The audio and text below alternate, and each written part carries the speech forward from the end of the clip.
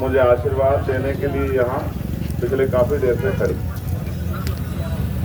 मैं अपने नेताओं का भी, जेजेपी आज़ाद समाज पार्टी भीम आर्मी के हमारे नेताओं का भी, भाई कमल बराड़ा जी का, भाई विजय राणा जी का, भाई सुखदेव मेहरा जी का, संतलाल जी का और तमाम हमारे जो साथी हैं उन सबका भी धन्यवाद करता हूँ। मैं तो बस आपसे इतना ही कह सकता हूँ कि हम तो बचपन से यही सुनते आए हैं कि बाबा साहब अम्बेडकर ने ये वोट का अधिकार हमें राजकाज में शामिल होने के लिए दिया है। ये वोट का अधिकार है जो अच्छे अच्छों को आपके घरों तक ले आता है। जब तक वोट आपके पास है तभी तक आपके अधिकार सुरक्षित है। जिस तरह से पहले कांग्रेस के लोगों ने और अब भाजपा के लोगों ने आपके अधिकारों को खत्म करने की कसम खा रखी है, तो आपको भी अपनी ताकत बढ़ाने के बारे में सोचना चाहिए। जब ताकत बढ़ेगी तो आपके अधिकार भी सुरक्षित रहेंगे और नए पॉलिसी योजना बनके आपके घरों तक हक अधिकार भी आएंगे। अभी आप दिल्ली में आपने 11 तारीख को एक बहुत बड़ा सम्मेलन करके अपनी शक्ति का एहसास कराया था।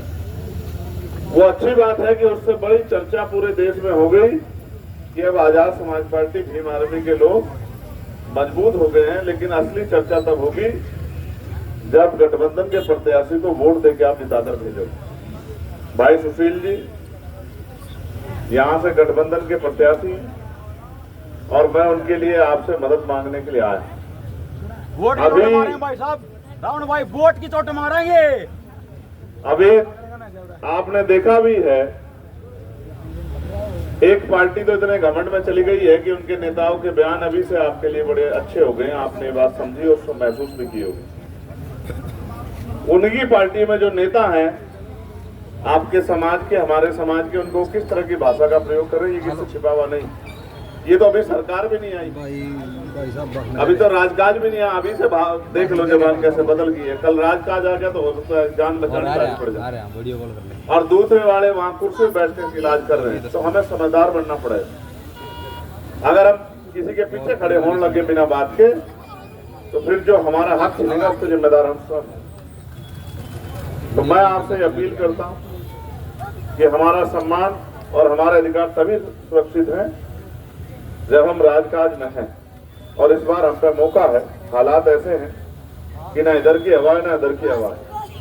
बस वोट के आधार पर अपनी ताकत बना लो तो हवा आपकी हो जाएगी। उधर भी आप पता कर लो, जमुनानगर अंबाला साइड में भी हमारे प्रत्याशी बड़ी मजबूती से मैदान में है और मेरा भरोसा है कि इस बार पिछली बार से ज्यादा लोग जीतेंगे और राजकाज आपके हाथ में होगा।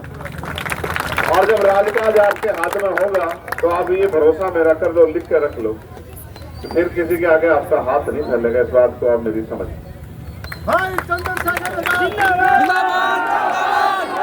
मेरी बात पे भरोसा है या नहीं है पहले बताओ।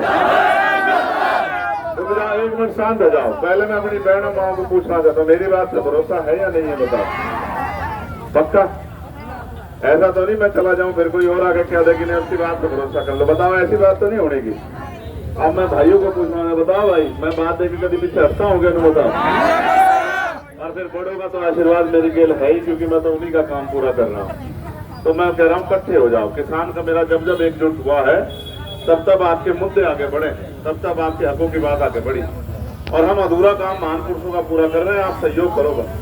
और घर से निकल के सफेदों में मैं पिछली बार जहाँ रुका वहां भी कहा था और मैं यहाँ भी कह रहा हूँ, सिर्फ वोट दिलाना देना नहीं है, वोट दिलाना भी है। और आप तो एक काम और कर दियो, जो काम आपके यहाँ नहीं होता हम करवाते हैं इस काम को।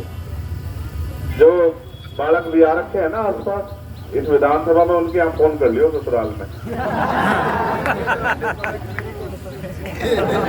जो जहां भी बिहार रखा हो तो उनको जरा फोन करके कह दियो कि गठबंधन को वोट देनी, ठीक है।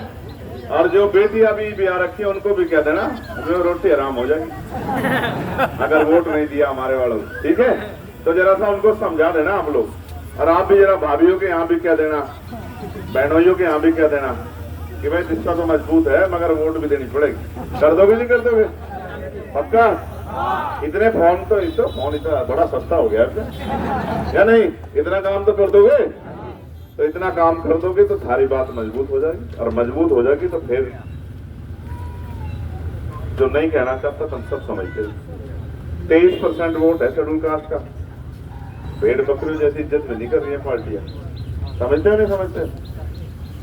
तो बस समझदार आदमी, समझदार रहो। किसान का मेरा एकजुट होगा तो ये दिल्ली में बैठे लोगों की सरकार नहीं चलने की, फिर आपके चलेंगे। ठीक है, नेता मजबूत आपके पास है, अब इसकी जरा हाथ अगर और मजबूत रहेंगे तो फिर बात आगे बढ़ जाएगी। और भाई सुशील आपके बीच के भाई बताओ, मैं इनसे वादा कर लूं? चलो फिर हाथ उठा के बताओ, सुशील की मदद करोगे नहीं करोगे? बताओ बताओ भाई गुरबचन, मदद होगी नहीं होगी? पक्का बताओ, मदद होगी नहीं होगी? आपकी एक एक वोट इतना मजबूत करेगी हमें कि फिर आपको किसी से कुछ नहीं कहना पड़ने का, फिर हम लोग ताकत में हो जाएंगे काम करने वाले। ठीक है, और मुझे याद है एक हमारा साथी खड़ा है राष्ट्रीय, मुझे पता लगा भाई अंदर बैठ के मैं बताया गया कि भाई जब तक राजकाज नहीं आने का तो वो उन्होंने कहा केस ना कटवाऊं। मैंने भी एक फैसला कर रखा, मैं माला नहीं पहनता, हमारे लोग लेके आते हैं कि जब तक राजकाज नहीं आने का मैं माला नहीं पहनता। मैं अपनी बात पर अटल हूँ, और जब तक जिंदगी चली जा राजकाज आओगा तभी इज्जत की जिंदगी मिलेगी। हम इस बात को जानते हैं, ये बात हमारे महापुरुष हमें समझा गए। तो राजकाज लाना इसलिए जिंदाबाद बोल रहे हैं। कल मैं महाराष्ट्र था, उससे पहले मैं 4 दिन विदेश में अपने लोग तैयार करके आज मैं लगातार लगा हुआ हूँ।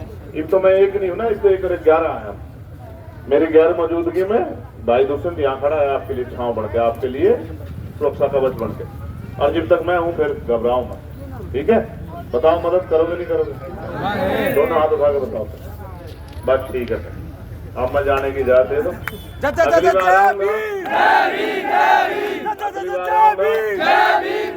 ज्यादा समय आपके बीच बिताऊंगा, एक तो समय उतना ही है भाई, दिन में 12 घंटे इसी में काम करना है। ठीक है, गाड़ी भी नाम धीमे धीमे चल रही है, इसको बदलेंगे हम धीमे चलने वाले लोग नहीं है ना भाई, धीमे कैसे चल जाएंगे? 5G का जमाना है।